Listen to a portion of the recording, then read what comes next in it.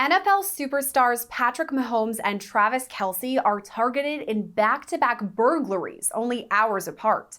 Investigators say $20,000 cash was stolen from Kelce's mansion while the tight end was on the field taking on the Saints at Arrowhead Stadium. Now, authorities say a multi-state organized crime gang could be responsible for the break-ins. Here's everything we know so far. The Mahomes mansion was targeted first. It was about midnight on October 6th when his Belton, Missouri home was ransacked. Then, just 24 hours later on October 7th, Travis Kelce's mansion in Leawood, Kansas was also targeted, this time during the Chiefs' Monday Night Football game. Investigators soon determined that thieves broke into Kelce's home through the back door and stole $20,000 in cash. As of right now, we're still unclear what, if anything, was taken from the Mahomes burglary, or whether his pregnant wife and 2 kids were home at the time. What makes these break-ins even more startling, though, is the timing. The Travis Kelce break-in happened when his pop star girlfriend Taylor Swift was in town for his game. The Chiefs won that game and their next 4 to maintain their undefeated season, bringing their record to 9-0. But the night of the burglary, T. Swift threw her boyfriend a birthday party after the Chiefs' victory, so Travis Kelce didn't return home to his mansion until the early morning hours of October 8th. That's why an emergency call came in 6 hours after the break-in. Reports also say that same night, Swift and Kelce played it safe and stayed at a hotel rather than his home. Local investigators are still working to piece together what exactly happened, but now the FBI has joined the case. Because the burglaries happened in 2 different states, Kansas and Missouri, multiple local agencies have teamed up with the feds, including the Cass County Sheriff's Office and the Leawood Police Department. Experts say the decision to involve these federal agencies suggests these burglaries could be more severe than just random acts of theft. Instead, they could be tied to organized criminal activity that may have crossed state lines. Sources indicate the FBI is now looking into a string of similar break-ins in nearby neighborhoods. So far, we've only heard from Patrick Mahomes about these burglaries. He addressed them for the first time on Wednesday, saying, "Obviously, it's frustrating, it's disappointing. Obviously, something that you don't want to have happen to really anybody, but obviously yourself." Patrick Mahomes and his wife Brittany bought their 8-acre plot of land in September of 2020, where they set out to build their dream home. By summer 2023, the Mahomes family had officially moved into their new lavish estate, located just 30 minutes outside of Kansas City. The couple live at the compound along with their 2 young children and soon-to-arrive 3rd child. The property features stunning amenities, including a private 50-yard football field, a pool with a swim bar, and a custom-built golf course. Travis Kelce's home in Kansas, purchased just over a year ago, is no less impressive. The 6-bedroom, 6-bathroom mansion sits on 3.5 acres of land in a gated community and features an outdoor kitchen, tennis court, in-ground swimming pool, and a mini golf course. Hey, if you're out and about running errands while you're listening to this video, listen up. I have to tell you about this brand new app, Upside, that gets you free cash back on daily essentials. I use it every time I pump my gas because it's so easy and it's free. Here's what you do. Download the Upside app and claim an offer for whatever you're buying. Pay as usual and then just follow the steps on the app to get paid. To find out how much you could earn, click the link in the description to download Upside or scan the QR code on your screen and use our promo code LCNews to get an extra 25 cents back on every gallon on your first tank of gas. No word yet about the security situation on both of these homes, but we can tell you the investigation into both burglaries still remains open. Okay, so there's a lot to unpack here in these back-to-back high-profile burglaries, and for that, we're going to turn to Police Sergeant Kyle Schoberg. Thank you so much for coming on with us today.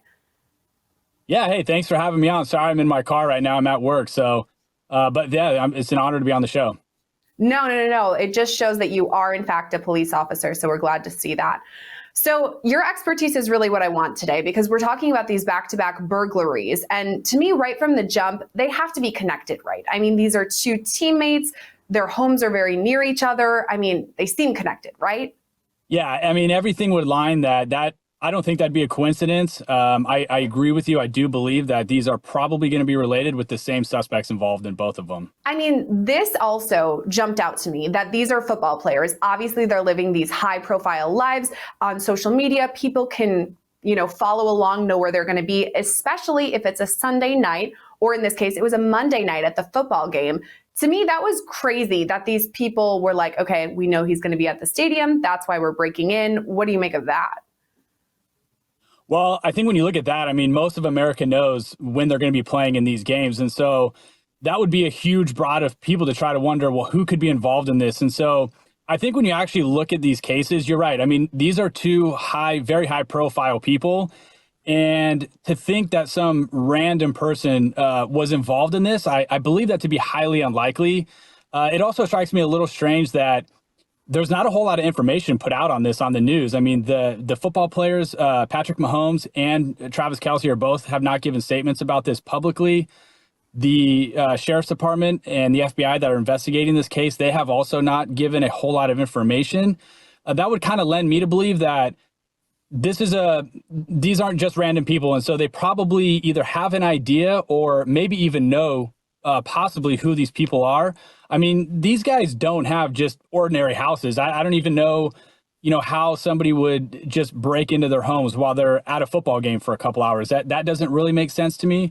So, I mean, this could be anything. It could have been somebody that works at their house who has access to their house. I mean, who knows how many people are involved in these guys' lives that have access to their homes. And so they know their personal lives and when they're going to be there, what their security is like, all of those things. And so that's probably the angle that they're looking at and just trying to narrow down exactly who it is that's involved in these burglaries. Well, you're right in that we don't know that much as of right now. We know that $20,000 cash was stolen from Travis Kelce, but we're not even sure what was stolen, if anything, from Patrick Mahomes. Do you think there's a reason why investigators would kind of be keeping that information closer to the vest?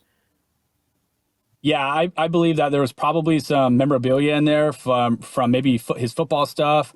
Those things are worth a lot of money, and they don't want the general public to know exactly what was stolen because only the thieves are going to know, or the suspects are going to know what exactly was stolen. So the more information that the cops are going to put out there, that's just only going to hinder their investigation. So a lot of times when you have a high profile case, you do want to keep a lot of information close to the investigation, and you're not going to publicly release stuff because you just, quite frankly, you don't want everybody to know. So that way, when they do contact whoever it is that these people are, they're only going to know that information because they were directly involved in it. And so the less information the cops put out, it actually works in their favor a lot of the time. I think you're right in saying, I mean, we know that $20,000 cash obviously is a lot of money. And if anything was taken from Mahomes' house, it probably would be of value because both of these houses are wildly big. They're mansions. I mean, they have their own football field on one, a pool in another. I mean, they're very nice houses. That also gets me thinking, why wouldn't they have some sort of security team, whether it be the guards there or a system? Is that something that these burglars could have hacked, or they just don't have one?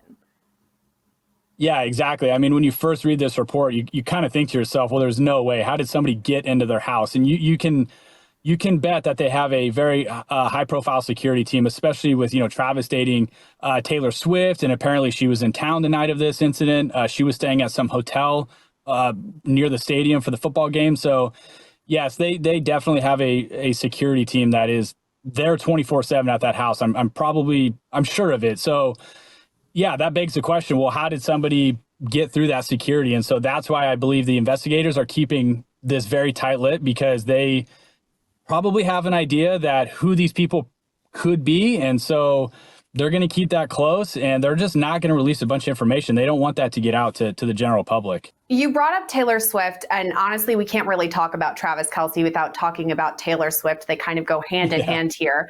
And I mean, you are right. She was in town at the time. She is debatably the biggest celebrity in the world right now. Does any of that matter? The timing that Taylor Swift was so close to the burglary at Travis Kelce's home?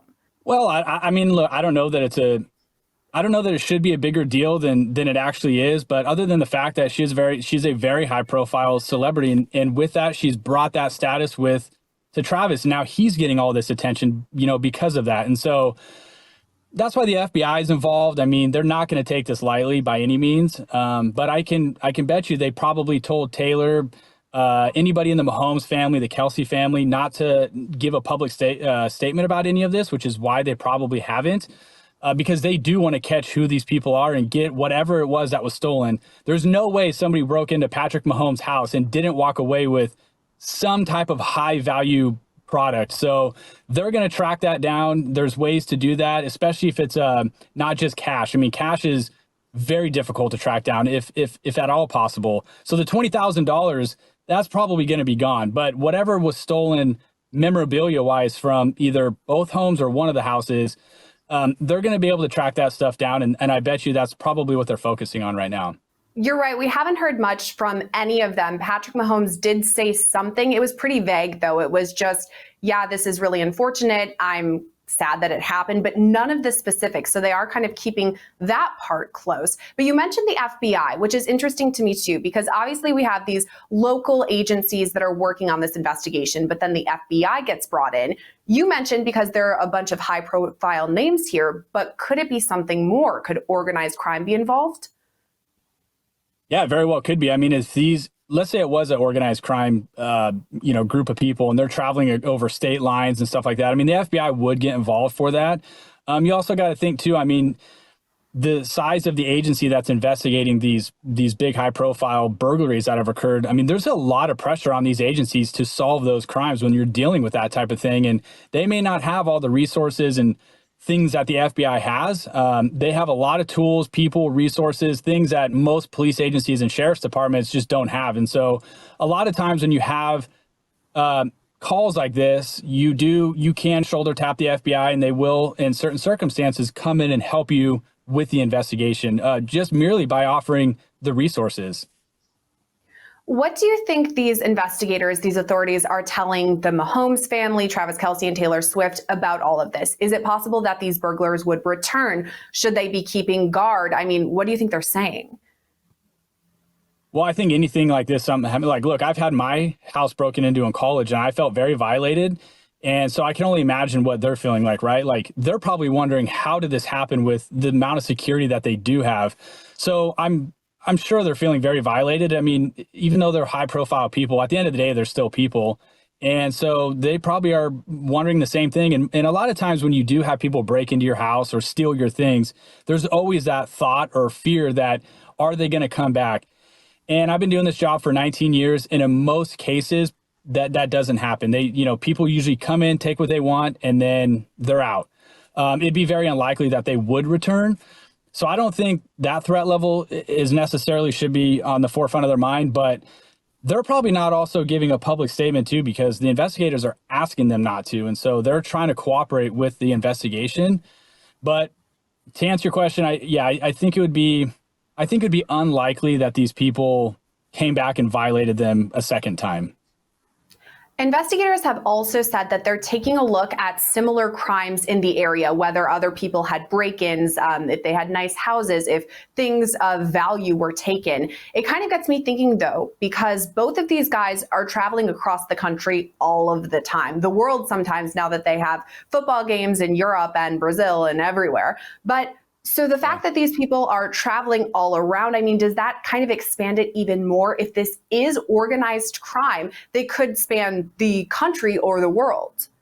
Yeah, very well could be. And I mean, it depends where they're traveling. Who knows where Travis is and Patrick are traveling on their off time, right? Especially with Taylor traveling all over the world doing concerts. We know that he's been participating in some of these concerts. And so they're going to beef up their security. But yeah, that is also a good reason why to bring in the FBI, because they can go abroad and investigate those types of things where a local agency just wouldn't be able to do that.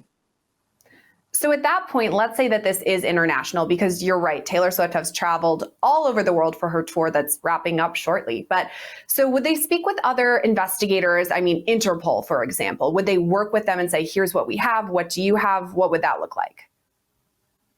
Yeah, so anytime you have an investigation where you believe it could be connected to either another state, another county, a jurisdiction, it doesn't matter where it is. It could be somewhere across the world. Agencies are going to communicate with other agencies and try to link, cases together. And if there's some type of nexus there, then they'll work together to try to collaborate. And any information either agency has, they're going to want to share that with each other to help bolster the investigation and ultimately solve it. We're kind of speculating here that this could be an international crime. We don't know that for sure, but it's possible. But as of right now, what do you think the FBI, what's up their sleeve? What's their next move into this investigation?